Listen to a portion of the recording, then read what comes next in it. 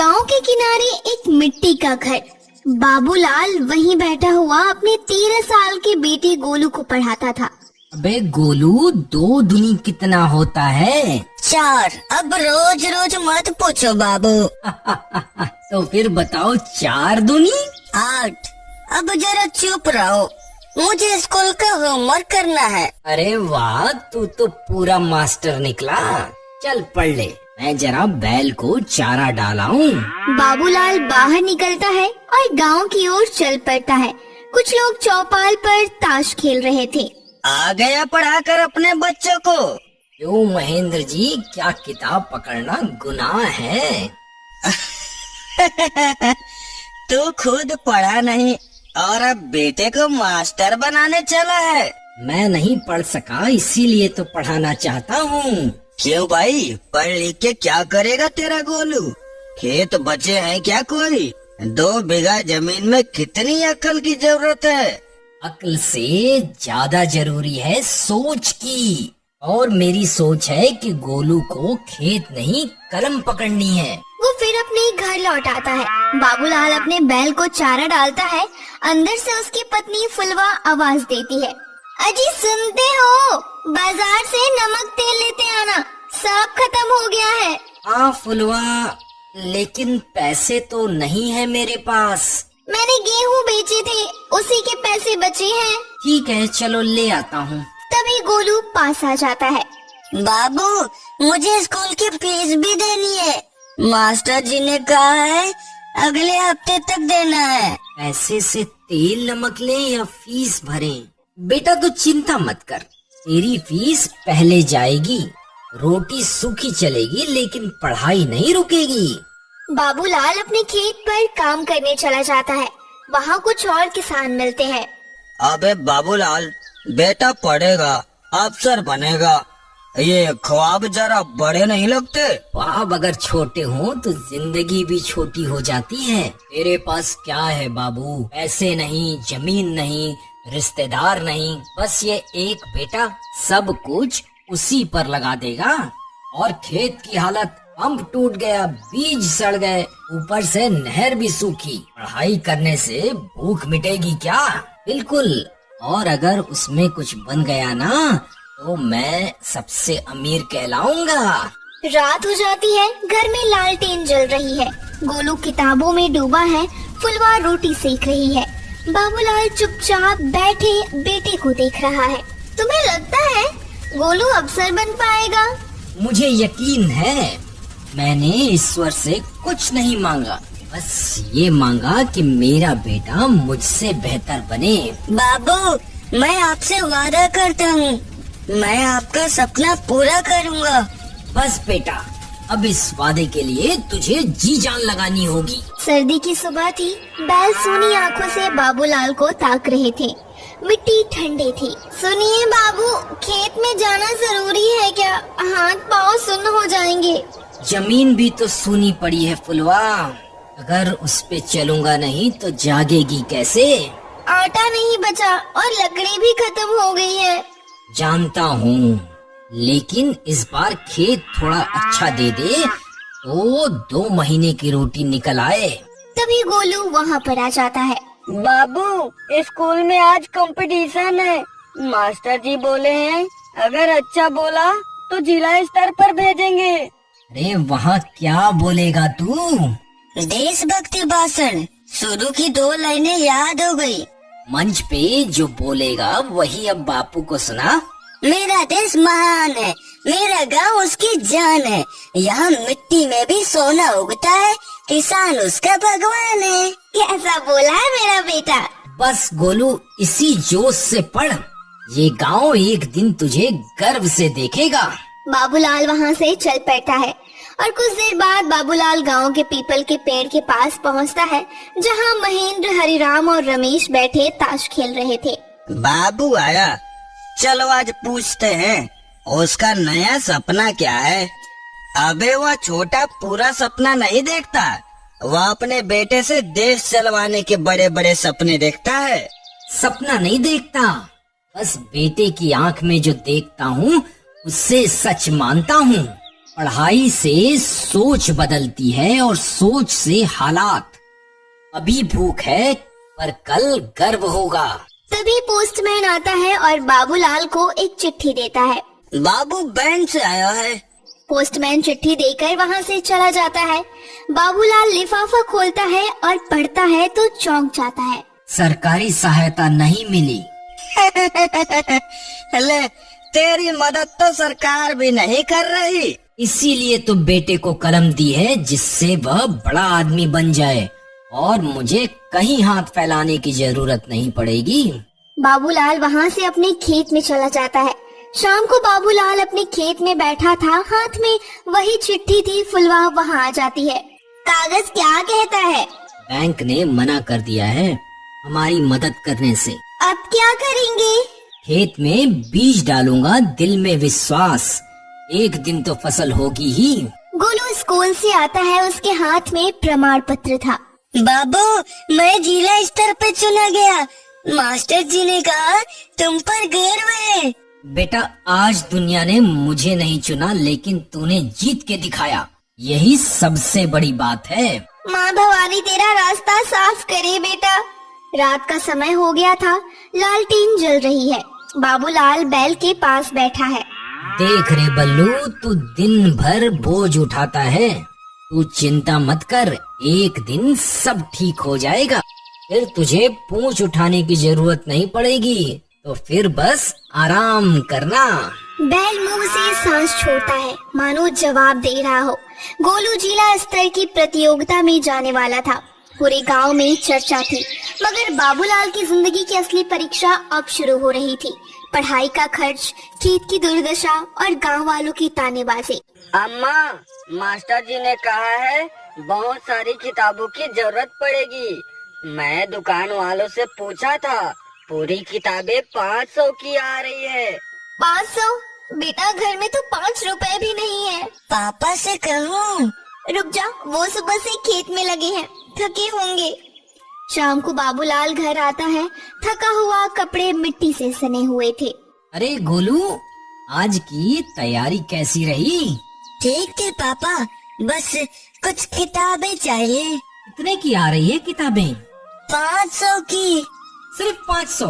मैं सोच रहा था तू बोल देगा 5000। पर पैसे कहाँ से आएगा? पिछले हफ्ते ही तो अनाज बेचा था। मैं कल शहर जाऊंगा, साहूकार रमई को जानता हूँ, उससे कुछ उधार लूंगा। रमई? वो तो ब्याज पे जान खा जाता है। तो क्या बेटा किताब बिना पढ़ेगा? ब्याज से डर गए तो सपने कभी पूरे नहीं होंगे फुलवा।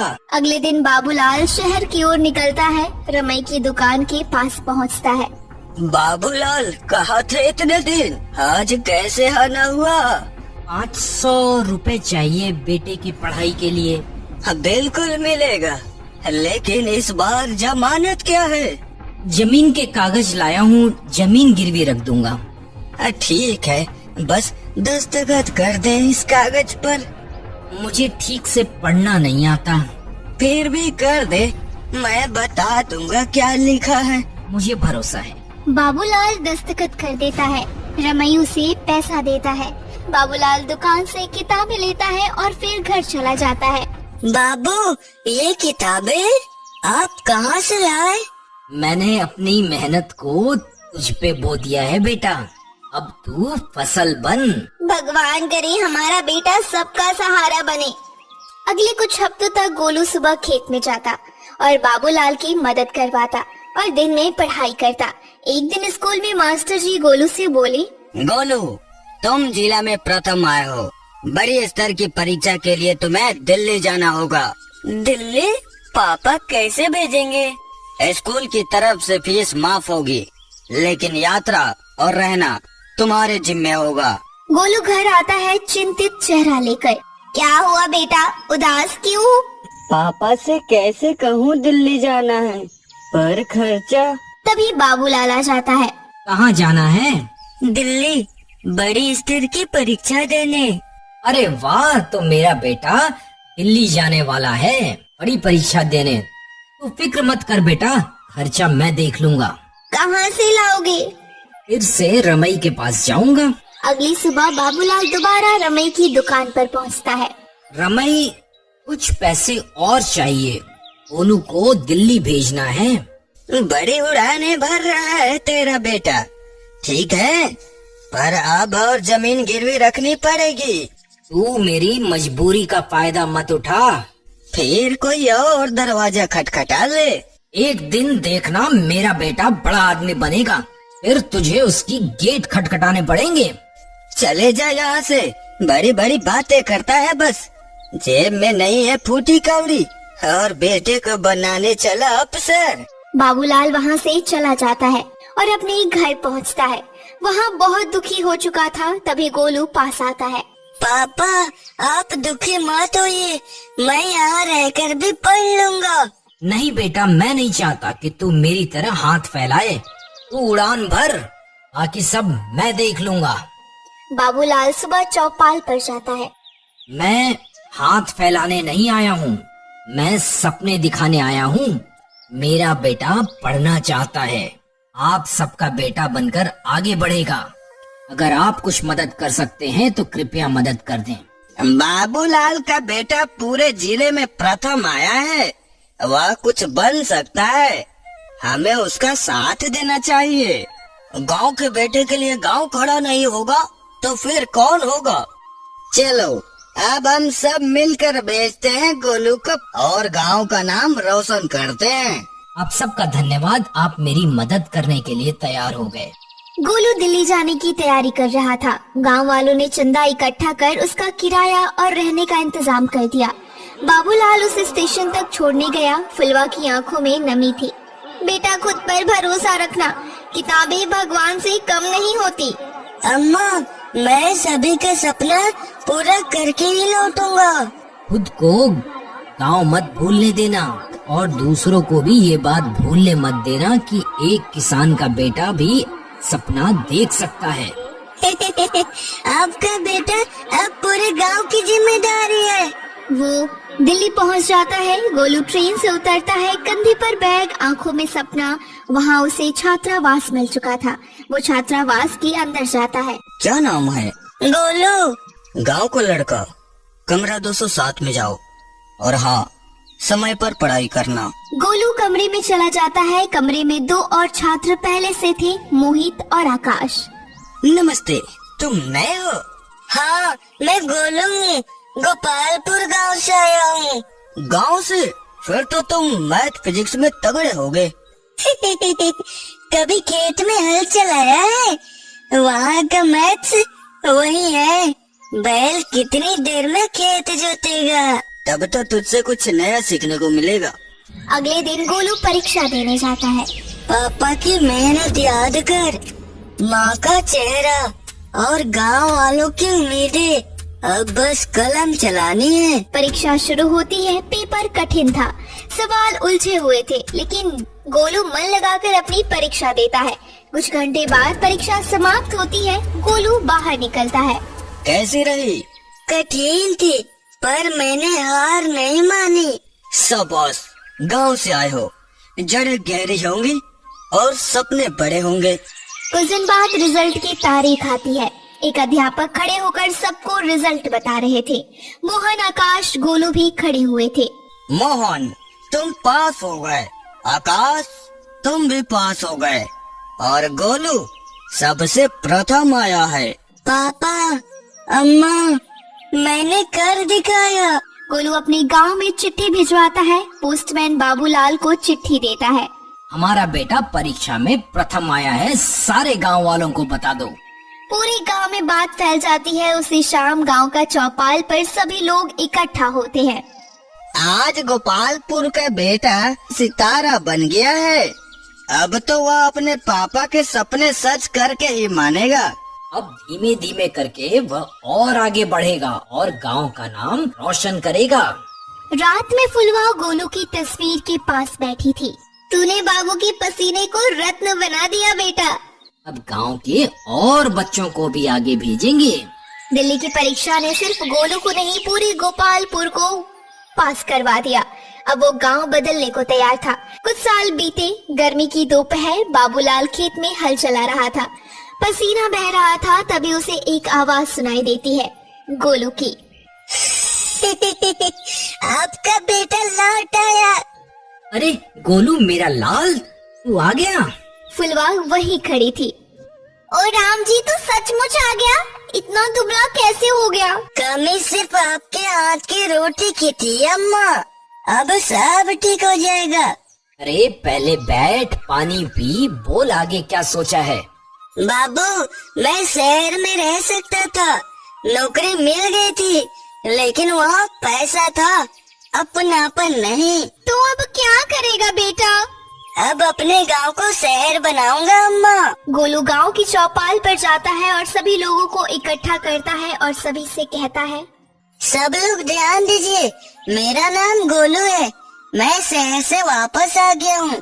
मैं चाहता तो वहीं पर रुककर नौकरी कर सकता था, लेकिन मुझे अपने गांव का नाम रोशन करना है।